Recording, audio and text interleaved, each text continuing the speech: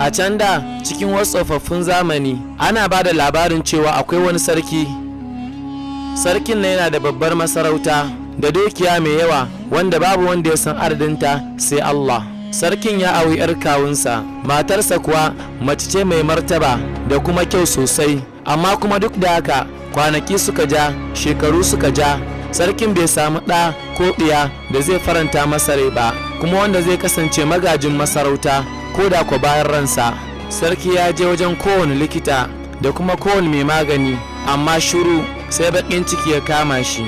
Rayuwarsa ta fara gujewa saboda damuwa, amma duk da haka bai biya auri wata mace ba kan 'yar kawunsa, ma'ana dai ba zai mai 'yar kawunsa kishiya ba saboda tsananin soyayyarsa gare ta.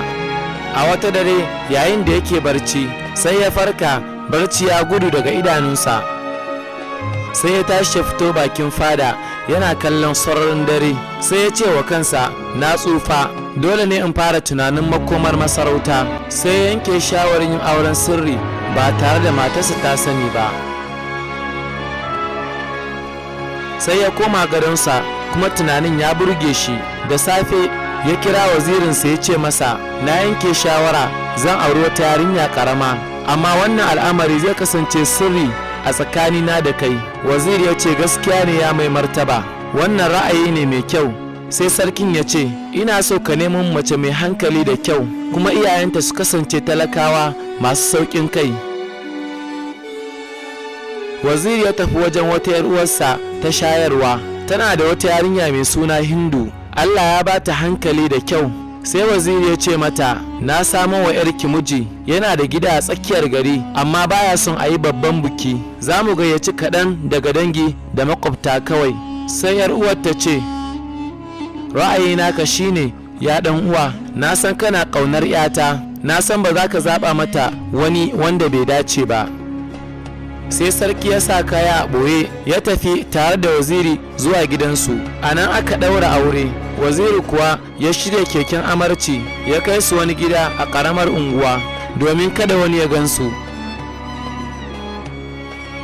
Hindu kuwa tana jin tsoro sosai domin mijin nata ya fita shekaru masu yawa, ma'ana dai mijinta ya fita shekaru, amma da ta ga yadda yake kyautata mata da nuna soyayya, sai ta fara jiran zuwansa kowace rana da yamma. Sarkin yana zuwa gare ta kaɗan, sa'an nan sai ya koma fada. Matar sarki ta farko kuwa idan ta tambaye shi ina yake zuwa, sai ya ce mata, ina fita ne domin duba halin jama'a. Haka aka ci gaba da rayuwa kuwa. Daga baya Hindu ta samu ciki, ta haifi ɗanta kyakkyawa da shi. Sarki ya sa masa suna Bahauddin.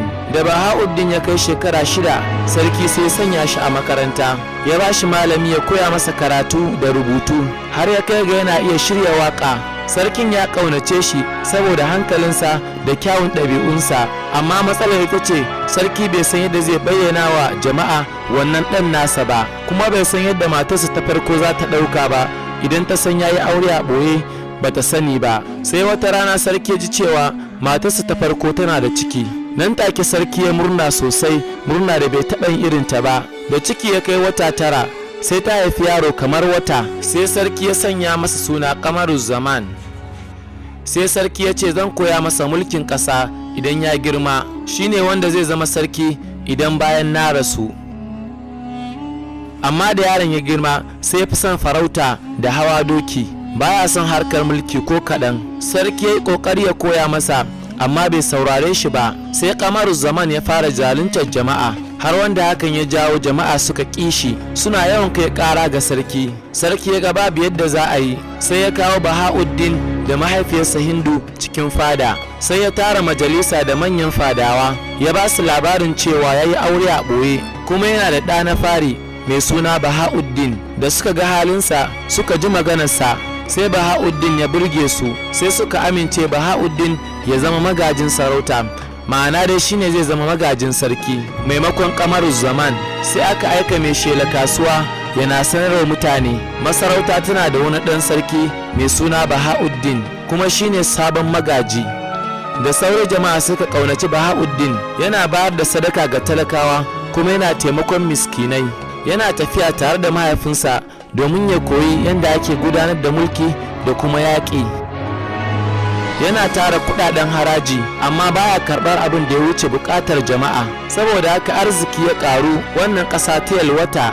Wata rana sarki ya kamu da ciwo mai tsanani wanda hakan ya sa har ya rasu. Sai Bahauddin ya zama sarki, jama'a suka yi masa mubayi'a. Amma Kamaruzaman ya ce a ransa, ai ubanmu ya tafi, dama shi ne ke kare ka, ba za ka daɗe kana jin daɗin sarauta ba, ba da jima ba zan karɓi hakkina bayan na kashe ka. Wata rana 'yan uwan suka fita farauta tare da waziri. A cikin daji Bahauddin ya ga wata barewa, sai ya bi ta, sai ya yi nisa sosai wanda har ya ɓace daga idanun mutane. Lokaci bai dawo ba, sai waziri da Kamaruzaman suka fara neman sa, kowa ya bi hanya daban. Waziri ya yi ta zagaye daji na tsawon lokaci amma bai gan shi ba. Amma Kamaruzaman saboda ƙwarewarsa wajen iya bin sawu, bai jima ba sai gano Bahauddin yana kwance a ƙasa, an ji masa mummunan rauni a ƙafa. Sai Kamaruzaman ya tambaye shi me ya faru, sai Bahauddin ya ce masa, wani babban maciji ne ya kawo min hari wanda har ya kusa kashe ni. Sai ya roƙi ruwa. Kamaruzaman ya ce masa, akwai wata rijiya kusa da nan, zan ɗauke ka kan dokina ka sha ruwa ka wanke jikinka. Da suka isa, Bahauddin ya leƙa rijiya amma bai ga ruwa ba. Da ya juya sai Kamaruzaman ya tura shi cikin rijiya, sai ya faɗi ƙasa ya kasa motsi. Kamaruzaman ya koma wajen waziri ya ce masa, na duba ko'ina amma ban gan shi ba. Waziri ya yi kuka sosai. Sai suka koma gari. Bayan sun koma gari suka gaya wa jama'a abin da ya faru. Kwanaki 3 suka wuce babu labarin sarki. Sai alkali ya ce za a bar sarauta a buɗe har sai an ga sarki, amma yanzu Kamaruzaman ya riƙe mulki a maimakonsa. Jama'a suka yi baƙin ciki. Hindu ta yi kuka sosai kan ɗanta, ma'ana ɗanta ya ɓata ba a gan shi ba. Waziru ya zo wajen Hindu ya ce mata, gobe zan sake fita neman sa domin na tabbata yana raye. Amma Kamaruzaman ya yi amfani da rashin waziri ya saka mutanensa cikin gwamnati, yana hana taimakon talakawa, kuma sa'an nan ya ƙara haraji, baya sauraron shawarar kowa.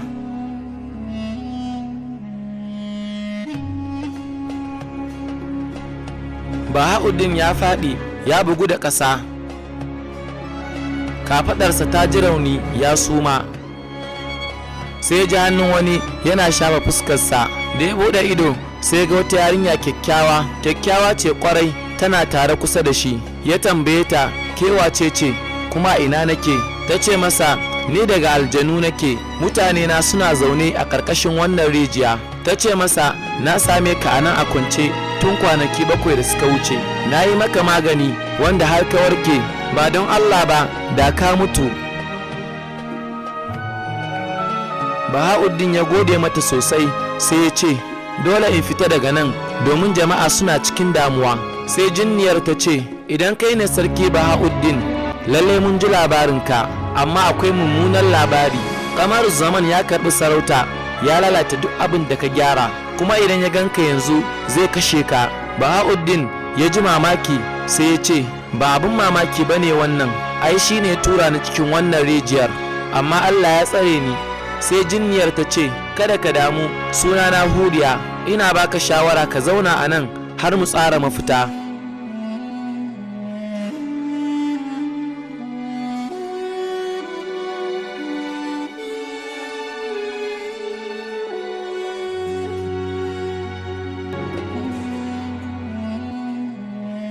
A ƙarƙashin rijiyar nan akwai dogayen ramuka masu haske sosai.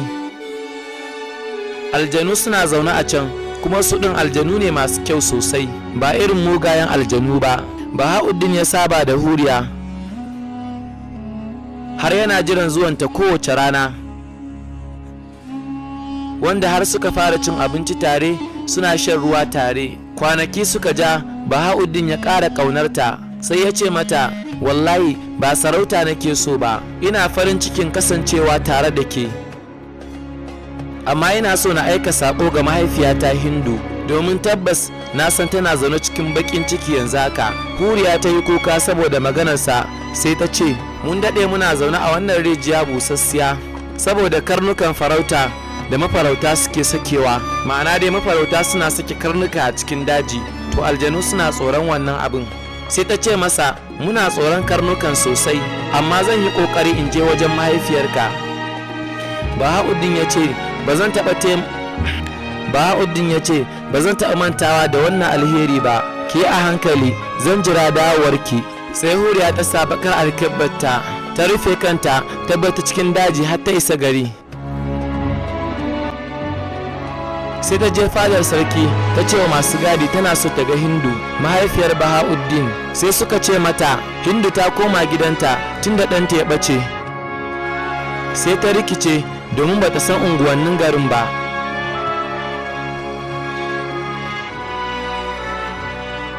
Sai ta ga waziri yana fita daga fada, sai ta ce a ranta, zan tambayi wannan dattijo, watakila ya san gidanta. Sai ta tambaye shi. Waziri ya ce mata, me kike nema? Ta ce, ina neman gidan mahaifiyar Bahauddin, da Allah ka sani. Sai waziri ya ce, in kin gaya min dalilin zuwanki zan taimake ki. Sai ta ce, ka gafarta min, ba zan iya faɗa ba. Ta so ta tafi, sai waziri na ce ya ce mata, na ga kina tsoro, amma ki amince da ni, Hindu yar uwata ce ta shayarwa. Sai Huriya ta ga kirki a fuskarsa, sai ta gaya masa cewa tana son za ta bada sako a Hindu. Sai waziri ya ce, to mu tafi. A hanya waziri ya fara zargin cewa lamarin yana da dangantaka da Bahauddin, amma bai san wannan budurwa jinniya ba ce.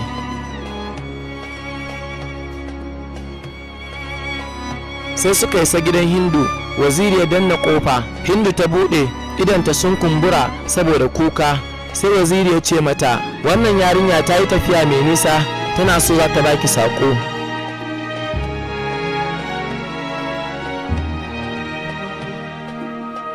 Hindu ta ce, ki shigo yata. Sai Huriya ta shiga, ta cire mayafinta. Sai waziri ya yi mamakin kyawunta.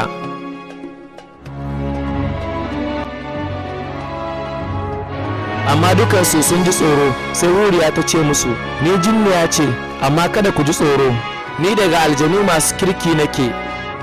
Hindu ta ce, to gaya min dalilin zuwanki. Sai Huriya ta ce, ɗanki Bahauddin yana raye.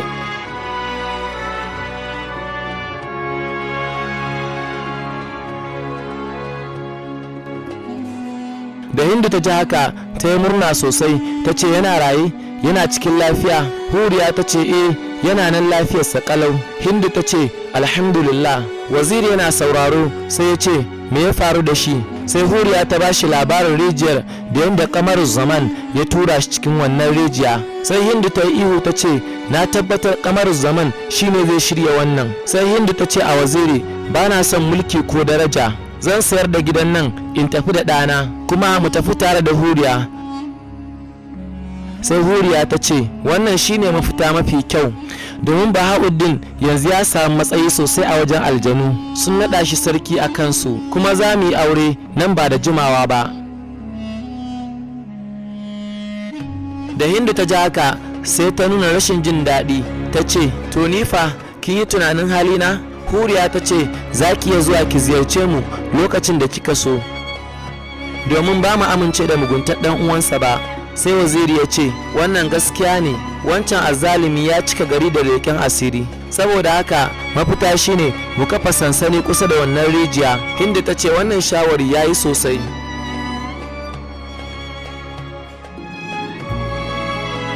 Sai ta kalli Huriya ta ce, Allah ya saka miki da alkhairi. Ta ce, mun samu alheri da gare ki, duk da cewa ke ba mutum bace, yanzu ki gaini gare shi, domin babu wanda ya san irin wahalar da na sha. Sai Huriya da Hindu da waziru suka tafi wajen wannan rijiya.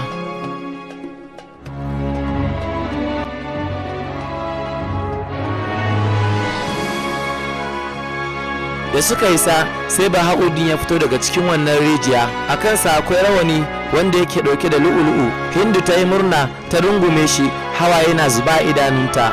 Sai ta ce masa, Allah ya mayar maka da mafi alheri ɗana. Allah ya baka mace wacce take ƙaunarka sosai. Ka zauna a nan, kada ka koma gari, domin yanzu babu tsaro a masarautar ubanka, domin Kamaru Zaman ya lalata komai. Sai Bahauddin ya ce, Allah shi kaɗai ne ya ɗauki fansa daga gare shi. Uba bai tarbiyyantar da shi da kyau ba. Da yamma waziri ya tafi tare da Hindu, a hanya sai ya ce mata, zan rika aiko bawa na Safwan da abinci kullum, domin daɗin girki na fada ya cika da arziki sosai. Dole mu girmama wannan jinniya domin ta girmama sarki. Safwan kullum yana shiga ɗakin girki, yana ɗauko abinci da kayan itatuwa, yana hawa kan jakinsa domin ya kai wajen wannan rijiya. Safwan mutum ne amintacce, baya faɗa ma kowa. Amma mai girkin fada ya fara tambaya, ina wannan bawa yake kai duk wannan abinci? Sai wata rana ya bi shi a ɓoye, sai ya gano Bahauddin yana raye. Sai ya ce a ransa, idan na kashe shi Kamaru Zaman zai yi murna, zai bani lada mai yawa, wataƙila ma har ya bani wani babban mukami. Sai ya wani babban abinci mai kama da kek, ya ƙawata wannan abinci sosai, sai ya saka guba a ciki. Safwan ya zo shi, sai ya bashi. Safwan ya saka a cikin jakarsa, sai ya tafi. A hanya Safwan ya haɗu da Kamaru Zaman. Kamaru Zaman ya ce, me kake ɗauke da shi? Wa ya baka izinin shiga ɗakin girki?